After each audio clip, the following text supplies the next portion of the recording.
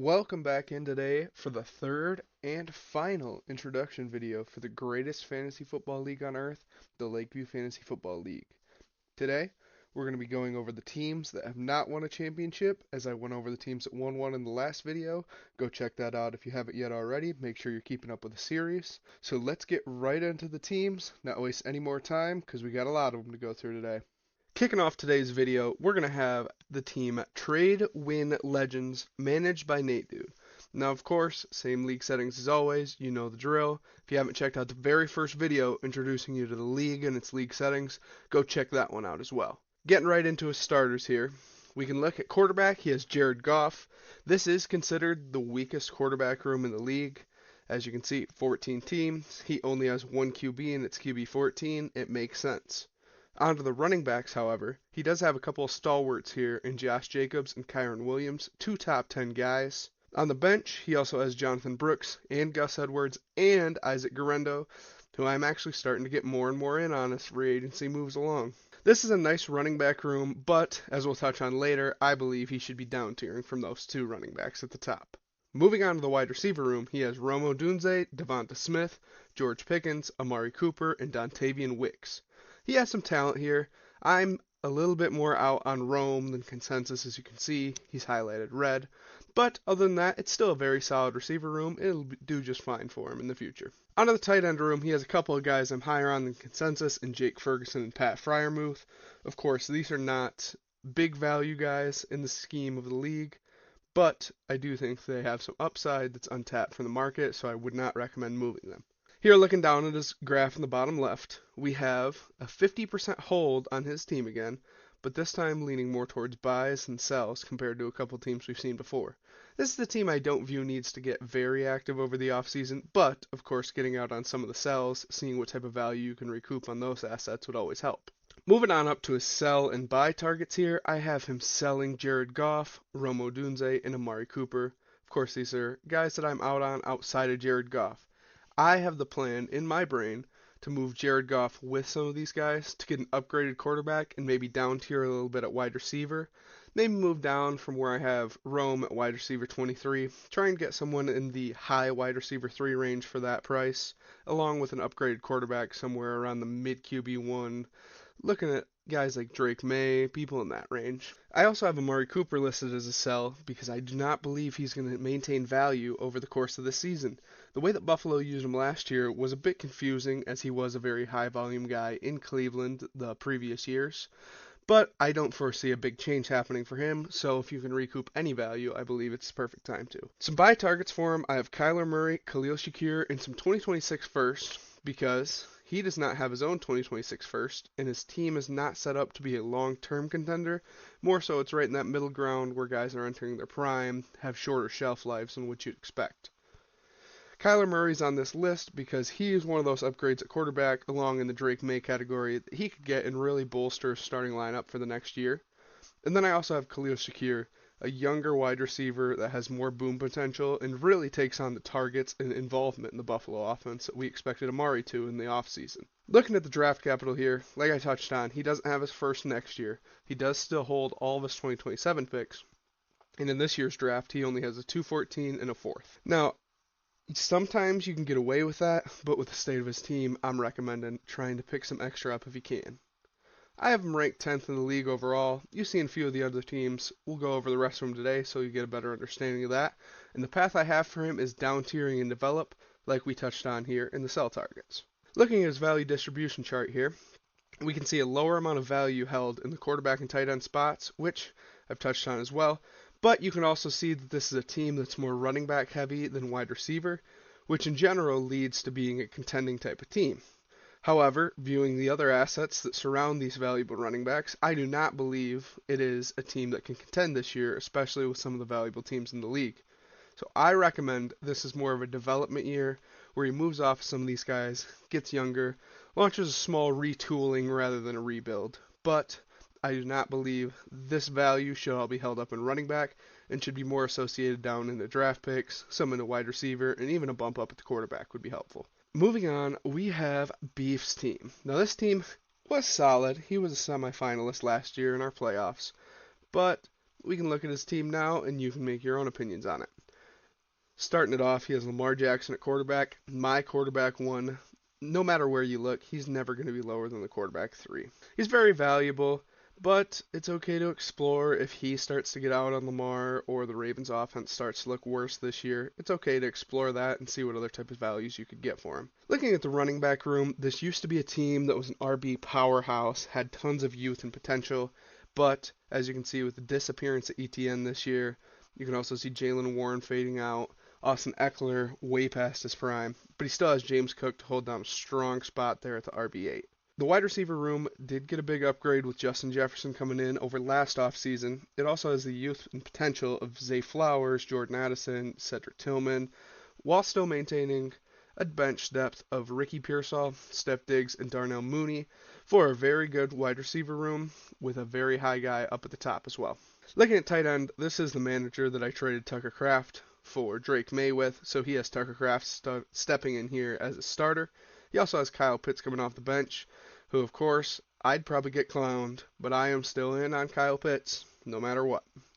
He's younger than most starting tight ends in the league and has produced more than most tight ends in the league as well. Moving down to his team, this is not someone that I'd recommend be very active over the offseason, as he has a lot of holds and buys taking up most of his roster, with very small sells, and at the same time, Eckler's not a very valuable sell, but big in on setting Pearsall off to try and get whatever value you possibly could out of him. Selling Pearsall transitions perfectly to the sell and buy targets for him. I have him selling Pearsall, Addison, and Eckler, two guys that I'm low on, and Addison just as someone to pivot, maybe try and get a running back of similar or equal value to him as well, even exploring down tiering to a worse running back, picking up the 2026-2027 picks like I've addressed.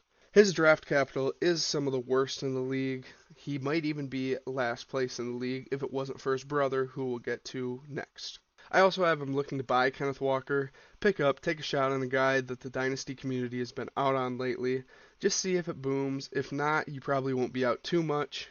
I have him ranked 8th in the league, which is right around the mid-tier, someone that could push for contention, someone that could blow it up, but I would not recommend it for his team. Even though I have his path as diversify and develop, I do not have him moving down in value anywhere to acquire more draft picks, despite this weakness in the draft room. This is because he has a team with a strong RB1 that is not going to be moved anytime soon if I know anything about this manager. He also still has Jefferson. He has Lamar Jackson. He could make a lot of moves to help him try and compete now, and just letting the younger guys on his team, even though ETN isn't quite as young as he was, Ricky Pearsall was an old rookie, even seeing if they can develop back into what they were or what they could be, that would push this team over the top and give them a serious edge in the competition. Moving down, let's check out his value chart.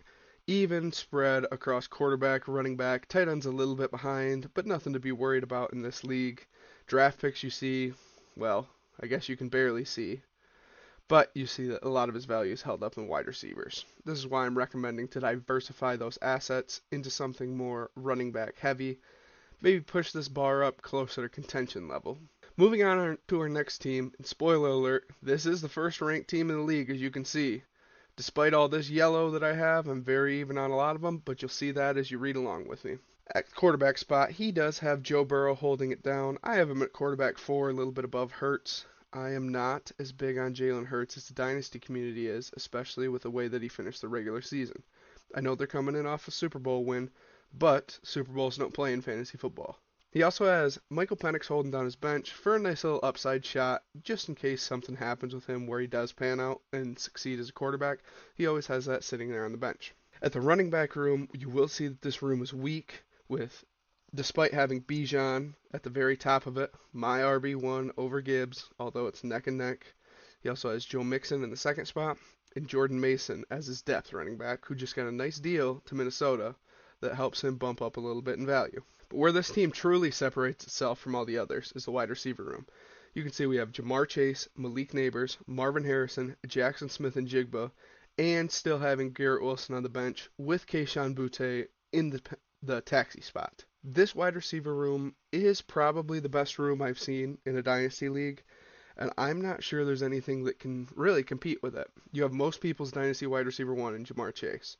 One of the better rookie seasons from wide receiver we've seen, excluding Puka, in a long time.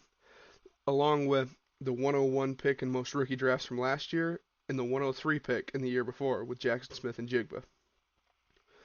Moving on down to the tight end room, he does have George Kittle. I have him as my tight end 5. He also has Dalton Kincaid and Brenton Strange on the bench.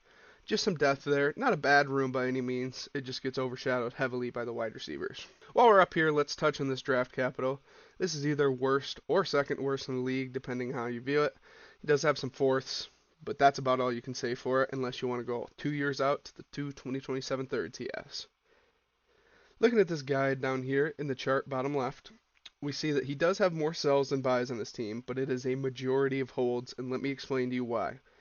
When you have a team with this much value, with guys right at the tip top, with Bijan, Jamar, Neighbors, Marv, there's going to be very little room for variance across multiple rankings. Because if you have Bijan anywhere outside of the top 10 of your rankings, something doesn't quite add up. If you have Jamar anywhere outside of even the top 5, something's not right. Neighbors top 10, of course, you can go down the line, say the same thing. That's why he has a lot of holds, and he falls within the consensus opinions and my opinions both. Moving up to sell targets, I do have Joe Mixon, Dalton Kincaid, and Garrett Wilson. Wilson is a guy that I am out on going forward. I know that Justin Fields has supported DJ Moore in Chicago, and I know that wide receivers can succeed under him. But I am tired of waiting on Garrett Wilson to become the receiver we all expected him to be. Wilson has had subpar quarterback play, which is not going to be changing with Fields in this offense. Yet he's still put up numbers similar to those of Jalen Waddle. I am moving out and out, yet the community stays higher and higher on Garrett Wilson than myself, so I am trying to sell him as soon as I can. Dalton Kincaid also is a guy, he's more of a cut your losses type of pick, where if you gave up a lot to get him during his rookie season, you're really struggling now, and I don't think his value is going to increase too much with the way that he was underutilized in the offense last year. Joe Mixon is a sell. This is more of an up-tier option for him, maybe get a longer-term guy that fits his timeline a little bit better, because not only are all of his pieces valuable, they're also young enough to keep in contention for multiple years down the line, whereas Mixon's future is uncertain, the Texans' offensive line keeps worsening, you never know what will happen next. Buy targets, like I said, maybe it's a good time to pick up a 2025 first and address the strength of this running back class, get a guy that's young, 21, 22, 23 even, to come in and fill that spot for Mixon, along with having the options of trying to move up, get a running back 1, get a running back 2. Now, if I had to do a trade for 2 separate teams, this is the type of team that I would be looking to trade with trade win legends that we've seen before, who has all of this running back room and needs a little help at receiver. That's a couple easy trades that could be there. I'll let them handle that. As we touched on before, league rank is first, and I suggest him to just maintain and compete. He doesn't have glaring holes anywhere, so he just needs to keep what he has and keep moving forward. You can see in his value distribution chart, it makes sense. None of these other rooms are lacking, so to say. It's just that this wide receiver room has so much value stuck into it that all the other charts look a little bit smaller. A couple notes I have is just to maintain the elite positional long-term value and add that second running back like we talked about before. If you want your team to look as valuable as the Grit Gang, reach out to me here on Twitter at KeenBrian to get your very own team breakdown. This will be personalized to you, and it will guide you through the path to success in your league with custom advice built just for your league settings, your league's values, and the intended vision you have for your team. Now, let's get back to the content you came here for. Moving on now, we have Johnny Sad Machines, one of the more inactive managers, someone who will probably never see this video or even think about fantasy until about August. Looking here at his team, he has Brock Purdy at quarterback with Bryce Young as the backup. 2 low floor but also higher ceiling options there. Bryce Young started to look a little bit better at the end of last year, even started to run the ball a little bit, which was very unexpected on my end. This is another team that has a strong running back room with Gibbs, Chase Brown, DeAndre Swift, and Najee Harris all holding it down there, but he really takes a fall for that with Chris Godwin, Xavier Legette, Keenan Allen, and Adonai Mitchell as his wide receiver room. Yuck. Moving towards the tight end position, he does have Cade Otton and then 3 backups of Bensonot, Jatavian Sanders, and Hunter Henry. None of those guys are very high value options, but I am higher than them on consensus. which I am on most of the tight ends. So this leads me to say he should be trying to sell off of some of those guys if he's able to. And when we look at this chart down here, it looks like there's a lot of selling that needs to be done. Now, 50% of his team I am higher on than consensus, but 4 of those come strictly from tight ends that hold basically no value. So this sells realistically as a lot bigger piece of the pie than it looks. I'd recommend he gets active and starts to move on for wide receivers. Looking at his buy and sells, I have him selling Keenan Allen, selling Adonai Mitchell, and selling Jahmyr Gibbs. This team has a lot of running back depth, and it also has bad wide receiver play. The reason I have 2 wide receivers still in the sell list is I would like him to sell Jahmyr Gibbs for a wide variety of assets, and then package one of those assets in individually with an Adonai, with Keenan Allen, to go try and pick up a solid receiver like a T. Higgins, or try and get a higher pick in this draft to target one of the nice 3 rookies that there are at the wide receiver position for this year. I also have him go and try and get Baker Mayfield. Why have 2 of these quarterbacks that are about the exact same when we could up tier a little bit, get Baker from the bench of another team, and put him directly into your starting lineup for the future going forward? Draft capital, he does have a second this year, but nothing else really to speak of. He has his own 2026 picks, and in 2027 he does have an extra first of team 4th and 20. We'll get to his roster, and you'll see why that's a significant thing later. I have him suggested to down tier and develop because of this distribution in the running back room, very similar to what we saw with trade win legends earlier. A lot of talent stuck up in this RB room that should be moved on to wide receiver and other positions. Moving on to Baby That Hurts, we have leading this team, pride and joy, one of the best draft picks in LFFL history, Jalen Hurts, at the quarterback room with Baker on the bench. Moving on to running backs, this is a team that for 6 years has struggled to get running backs, and now he's finally struck gold with Bucky Irving taken in a later round, and Tony Pollard through a trade for Jordan Addison. On the bench depth, he has the youth of Blake Corum. He also has the backup option of Tank Bigsby, with Julian McLaughlin there for upside. Depending on his future, probably won't amount to much, but there's always the upside option. Looking at the wide receiver room, he does have T. Higgins, Khalil Shakir, Jalen McMillan, Michael Pittman, and Christian Watson. Despite me not being very in on these guys, I do think that there is value there and that things could be made up where he's trading for a more longer-term running back out of this room and still maintaining a good amount of value. The tight end room, all he has is Sam Laporta. This is a Michigan-based league. We do have a lot of Lions fans, and I'm very confident Laporta will not be leaving this team anytime soon. Looking down at his chart, this is a manager that will not check his phone ever for anything involving fantasy football, yet he is projected to have the most sells out of anybody in the whole league. There's not a ton of guys on his team that should be off limits outside of, I know, Jalen Hurts is the whole team name. Sam Laporta is one of the biggest gets for Lions fans. So I do not think he will actually get moved, nor do I really think anybody on this team will get moved until about August. Moving up to his sell and buy targets, I have him selling Baker Mayfield, Jalen McMillan, T. Higgins. I'm out on T. Higgins. He just got a great contract, but I think you could sell off a little bit of hype of that. Jalen McMillan, also Godwin's back. Evans never left. It's a good time to get out on him before he flops out this year and has more of that wide receiver 3 role in that offense, which leads him to minimal fantasy production.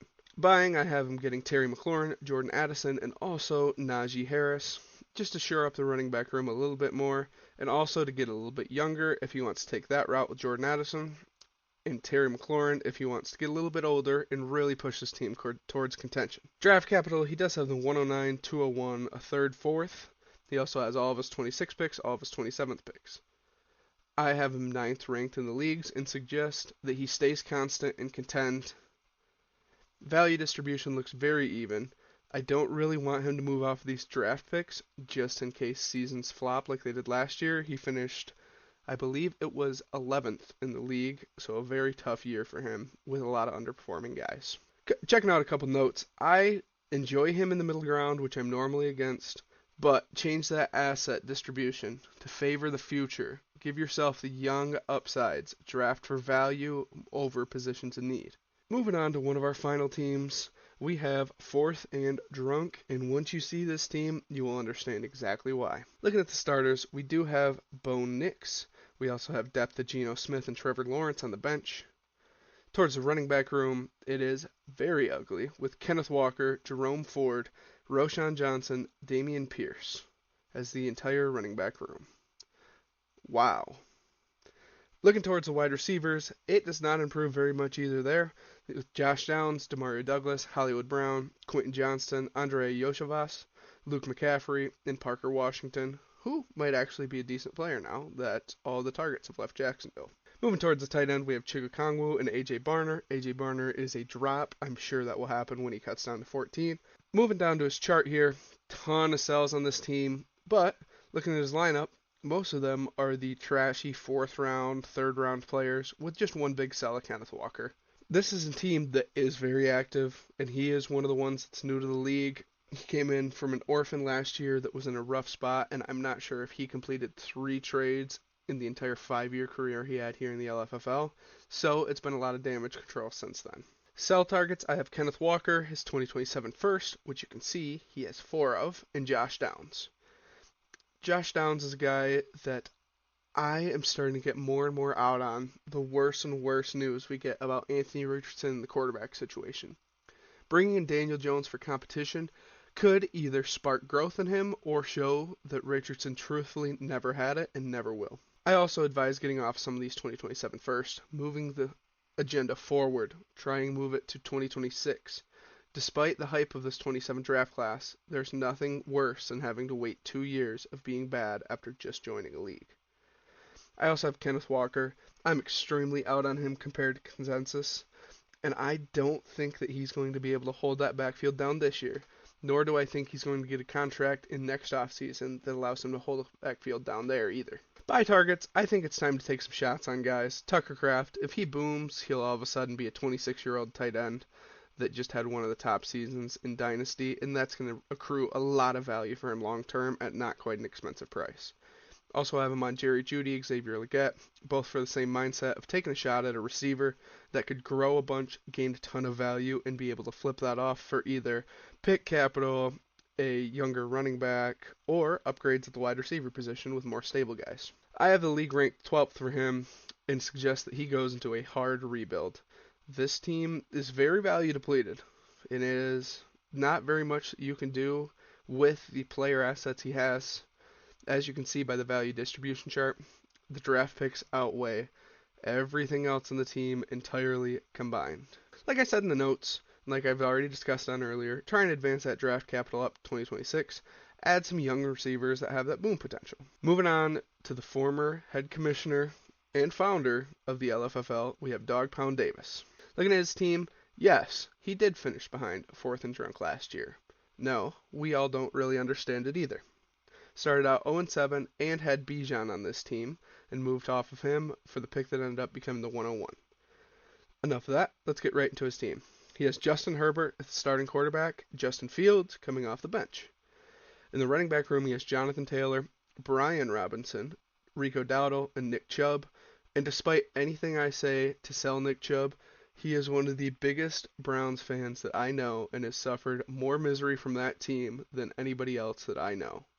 So Nick Chubb is a piece that will not be moved, no matter what. At the wide receiver room, we see another pretty good room of Drake London, Ladd McConkey at the top, Terry McLaurin, Mike Evans, Jacoby Myers, and Wan'Dale Robinson rounding out more of the depth and point scoring upside of it. In the tight end room, we see TJ Hawkinson and Jonnu Smith, who got a very nice bump last year, and I am in on him for this year as well. Looking down at his chart, he has a lot of guys that I am higher on, few guys that I'd like to sell, but like I said, Nick Chubb might as well not be an option on this team. Wan'Dale Robinson, you're not going to get much more than a late second for him, if that. So I would recommend he's active, but nothing too crazy, making poor offers and trying to dig his team into a deeper hole than it used to be in. Looking at sell targets, I am out on Hawkinson, I have Nick Chubb here, and I have Wan'Dale Robinson here. Those are the 3 guys that I am out on his team. And that's simply just trying to accrue more and more value, rather than fill a positional need. You can always get more value, then move that to help fill a position that you do need. Buy targets, I have George Kittle, Aaron Jones, mid-first. Aaron Jones just to add another higher upside running back to this group to go along with Jonathan Taylor and Brian Robinson. George Kittle I have to upgrade the tight end, give him that real contention path this year. And then just mid-first, any year really, just trying to pick up value along the way as much as you can. Touching on the draft capital, this is the team that won the Ashton Genty sweepstakes, and he will be picking him up to add right there as the Dynasty RB3 as soon as he gets drafted. He doesn't have very much future capital, but he does have a couple seconds, and he has one this year as well. I have him ranked 5th in the league, and I suggest he contends and maintains, very similar to the Grit Gang team we saw earlier at a lesser extent. He does have a lot of time and assets tied up into this wide receiver room, but the running backs aren't too far behind. Maybe advance up to an Aaron Jones. Once he adds Genty, it also will accrue a lot more value. Quarterback room's not bad. Tight end room could use some work, as I touched on with George Kittle, but other than that, pretty standard team for the contend and maintain archetype. Moving on to our last team, and the one that I'm sure you've been waiting to hear about, all the slander about how poor this team was and how the draft picks are twice the value of any other first to his in the years. Let's go over 4th and 20. His shining star of the team is Jaden Daniels, who he got last year just straight up for a random first-round pick in the 2026 draft. He also has, at the running back room, Tyjae Spears, Jalen Wright, Ray Davis, Justice Hill, Braylon Allen. The wide receiver room, he's made some solid upgrades. He's picked up Xavier Worthy and Deebo Samuel in this offseason. He also has held down Juwan Jennings, Rashad Bateman, Troy Franklin, Christian Kirk, and Deontay Johnson. At the tight end room, he only has Zach Ertz, which is the worst room in the league. But before that, I'm not even sure he had a tight end that was on his roster. Moving on down here to see the sells, you can see there's plenty of them. This is a team that needs to be active to try and get themselves back into a proper team state. Not very many buys on his team, as I know it's only Jaden Daniels and Troy Franklin. Tons of sells across the board. Not necessarily high-value sells, just guys you can take dart throws at in the draft, and you have better upside with them than holding on to the current players you have. Moving up to his buy and sell targets, I have him selling Braylon Allen, Deebo Samuel, Christian Kirk. I am not in on any of these guys. If you can recoup any value for Christian Kirk, who's going to a Texans wide receiver room that I am not in on this year, I would advise to go and do it. Deebo Samuel is also a guy that I'm out on. I don't think his situation is as secure as you'd expect it to be. Braylon Allen, same case. He's going to be pigeonholed behind Breece Hall for a majority of his career, even though he is very young still, and he showed some flashes. I don't think his value is ever going to rise from the point it's at now. For him, some buy targets I have are DJ Moore, Khalil Shakir, and 2027 firsts. If he can acquire any of these using the 4 2026 firsts he has, if he can move back, add a piece in with his 206, 209 to pick up one of those assets, I'm all for it. Get some point scoring on your team, Timmy. You've been waiting a long time to have that. I suggest him long form rebuild, of course, as you'd expect. A lot of draft pick capital down here. A lot of wide receiver colors in here, which just means that there's not very much value in the individuals, but he does have a few of them. His biggest piece right now is Jaden Daniels at the quarterback, who is valuable, and I am not ready to suggest moving off him yet because I think that kid is that good. Couple notes, just be patient. You got to build around receivers. They have the highest shelf life in Dynasty, as everyone knows.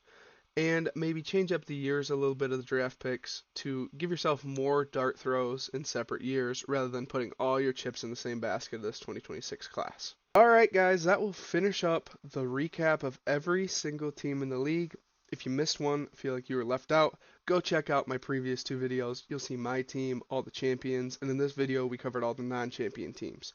Leave a comment down below any suggestions you like to see for more context of the league. I plan on going through, reviewing some of the trades, seeing the big winners, seeing the big losers. If you'd enjoyed this content, make sure to drop a like down below and make sure you're subscribed as well with notifications on so you do not miss any uploads as I follow along with this series. That's about all I have for today. See you guys later.